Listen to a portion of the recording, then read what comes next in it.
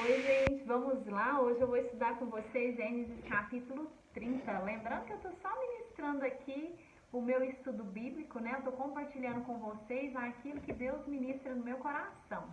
E aqui no capítulo 30, diz o seguinte: Vendo Raquel que não dava filhos a Jacó, teve inveja da sua irmã e disse a Jacó: Dai-me filhos, senão morro. Então se acendeu a ira de Jacó contra Raquel e disse: Estou eu no lugar de Deus? Que te impediu o fruto no teu ventre? E ela disse: Eis aqui minha serva Bila, coabita com ela, para que dê a luz sobre meus joelhos, e assim receba filhos por ela.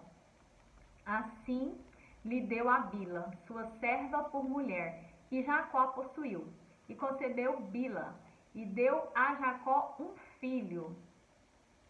Então disse Raquel: Julgou-me Deus e também ouviu a minha voz, e me deu um filho, por isso chamou-lhe Dan.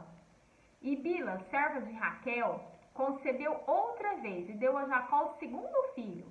Então disse Raquel: Com grandes lutas tenho lutado com minha irmã, também venci, e chamou-a de Naphtali. Vendo, pois, Lia que cessava de ter filhos, tomou também a Zilpa, sua serva, e deu-a a Jacó por mulher. E deu Zilpa, serva de Lia, um filho a Jacó. Então disse Lia: Afortunada, e chamou-lhe Gade. Depois deu Zilpa, serva de Lia, um segundo filho a Jacó. Então disse Lia: Para minha ventura, porque as filhas me terão bem-aventuradas. E chamou-a Aser. E foi Ruben nos dias da ceifa do trigo, e achou mandrágoras no campo, e trouxe-as a Lia, sua mãe. Então disse Raquel a Lia: Ora, dai-me das mandrágoras de teu filho. E ela disse: E já pouco que hajas tomar o meu marido, tomarás também as mandrágoras do meu filho? Então disse Raquel: Por isso ele se deitará contigo esta noite pela mandrágoras de teu filho. Vindo, pois, Jacó à tarde do campo, saiu-lhe Lia ao encontro e disse: A mim possuirás essa noite, porque certamente te aluguei com as mandrágoras do meu filho. E deitou-se com ela naquela noite. E ouviu Deus a Lia e concebeu, e deu luz ao quinto filho. Então disse Lia: Deus me tem dado o meu galardão, pois tenho dado minha serva ao meu marido. E chamou-lhe Isacar. E Lia concebeu outra vez e deu a Jacó um sexto filho. E disse Lia: Deus me deu uma boa dádiva, desta vez morará o meu marido comigo, porque lhe tenho dado 6 filhos. E chamou-lhe Zebulon. E depois teve uma filha, chamou-a Diná. E lembrou-se Deus de Raquel, e Deus a ouviu e abriu a sua madre. E ela concebeu e deu à luz a um filho, e disse: Tirou-me Deus a minha vergonha. E chamou-lhe José, dizendo: O Senhor me acrescente outro filho. E aconteceu, como Raquel deu à luz a José, disse Jacó a Labão: Deixa-me ir, que me vá ao seu lugar e à minha terra.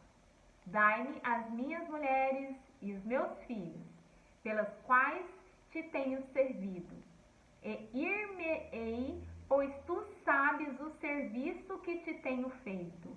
Então disse Labão: Se agora tenho achado graça em teus olhos, fica comigo. Tenho experimentado que o Senhor me abençoou por amor de ti. E disse mais: Determina-me o teu salário que te darei. Então lhes disse: Tu sabes como te tenho servido, e como passou o teu gado comigo. Porque o pouco que tinha antes de mim tem aumentado em grande número, e o Senhor te tem abençoado por meu trabalho. Agora Quando hei de trabalhar também por minha casa? E disse ele: Que te darei?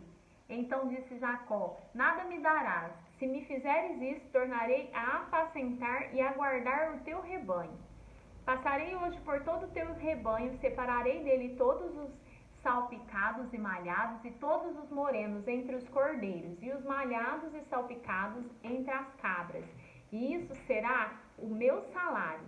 Assim testificará por mim minha justiça no dia de amanhã. Quando vieres o meu salário e estiver diante da tua face, tudo que não for salpicado e malhado entre as cabras e moreno entre os cordeiros, ser-me-á por fruto. Então disse Labão: Quem dera seja conforme a tua palavra. E separou naquele mesmo dia os bodes listrados e malhados, e todas as cabras salpicadas e malhadas, todos em que haviam brancura, e todos os morenos entre os cordeiros, e deu-os nas mãos dos seus filhos. E por 3 dias de caminho entre si e Jacó apacentava o restante do rebanho de Labão. Então tomou Jacó varas verdes de álamo e de aveleira e de castanheiro, e descascou nelas riscas brancas, descobrindo a brancura que nas varas havia. E por estas varas que tinham descascado, em frente aos rebanhos, nos campos e nos bebedouros de água, onde os rebanhos vinham beber, para que concebesse quando vinham beber. E concebido o rebanho diante das varas, e as ovelhas davam crias listradas, salpicadas e malhadas. Então separou Jacó os cordeiros e os pôs às faces do rebanho, para os listrados e todos os morenos entre os rebanhos de Labão. E pôs o seu rebanho à parte, e não o pôs com o rebanho de Labão. E sucedeu que cada vez que concebiam ovelhas fortes, punha Jacó as varas nos canos, diante dos olhos do rebanho, para que concebesse diante das varas. Mas quando era fraco o rebanho, não o punha. Assim, as fracas eram de Labão, e as fortes de Jacó.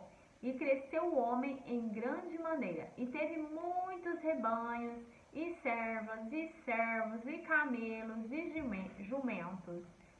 Gente, essa passagem aqui, ela traz para nós, né, a seguinte reflexão, que Deus permitiu que tudo prosperasse, né, que as mulheres conceberam, né, os filhos a Jacó. Olha a quantidade, né, de filhos que Jacó teve, por quantas mulheres ele passou aqui, e que foram abençoadas, né, que vieram dando frutos, dando filhos, né, a ele, né. Então, todo aquele, gente, que está conectado a Deus, tem prosperidade em todas as coisas. Depois fala aqui mais pra frente também dos rebanhos, né, do campo. Então, todo aquele que está sempre em conexão com a fonte divina, com Deus, com essa energia superior, torna-se pessoas prósperas, né? É abençoado, vive debaixo da graça, vive debaixo do favor. E não tem nada melhor do que estar debaixo do favor. E tudo que acontece quando estamos debaixo do favor tem um tempo certo para acontecer. Algumas pessoas ficam ansiosas, né, com o corre-corre do nosso dia a dia, mas o reloginho de Deus, ele é um pouco diferente do nosso relógio, é um tempo diferente, né? Só que é um tempo certo, é um tempo correto para todas as coisas. Então não adianta nada, às vezes, você pensar que as coisas na sua vida estão no tempo errado, porque tem um tempo certo para acontecer. Existe um tempo certo para todas as coisas debaixo do céu. E às vezes a nossa luta é porque nós queremos viver pela carne, né? Fazer com as nossas mãos, fazer do nosso jeito, fazer tudo no controle, querendo ter o controle de tudo. E para Deus não é assim. Para a gente viver os planos de Deus na nossa vida, às vezes a gente tem que sair do controle. Muitas vezes saímos do controle. E se a realidade que existe seja você não ter controle das coisas na sua vida? Saber, entender e reconhecer que tem uma força muito maior que está guiando tudo por você. E que você precisa apenas ter certeza daquilo que você deseja e deixar que Deus mova aquilo a seu favor.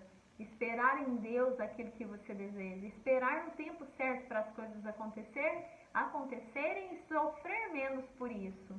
Não ficar ansioso por isso, mas ficar na paz e na tranquilidade, tendo entendimento que o plano físico, plano espiritual, ele é muito mais real do que o plano físico. Ele já existe e já está tudo concretizado nesse plano. Você precisa apenas se permitir viver o que já está lá para você viver na sua vida. Então você nunca está sozinho. Sempre Deus está com você em todos os momentos, em todas as horas. E assim como aconteceu aqui na vida de Jacó, vocês também são pessoas muito prósperas, vocês já nasceram para prosperar, vocês já nasceram vencedores, porque vocês são imagem e semelhança do Criador, assim como já lemos em outras passagens aqui também. Você tem que ter sua identidade firmada em Cristo, que você é filho dele. Se você é filho dele, você é herdeiro de todas as riquezas aqui nesse tempo. Que você tome posse de todas essas riquezas que já foram preparadas para você. E só mais um detalhezinho, não se esqueça que tudo aquilo que ele coloca na sua mão, que ele confia na sua mão, você precisa devolver uma pequena parte para quem te presenteou, para quem te deu aquilo ali de presente. Então aprenda a tirar a primeira parte, que é a melhor delas, e ofertar de todo o seu coração, para devolver a Deus ou ao universo aquilo que você recebeu de presente, mas que seja realmente a primeira parte. Que essa parte que você vai fazer não precisa ter um destino certo. Você vai sentir no seu coração para quem que você tem que doar, independente do lugar, se é para uma pessoa, se é para um local, o que é? Vai ser ministrado dentro do seu coração, mas nunca se esqueça, né?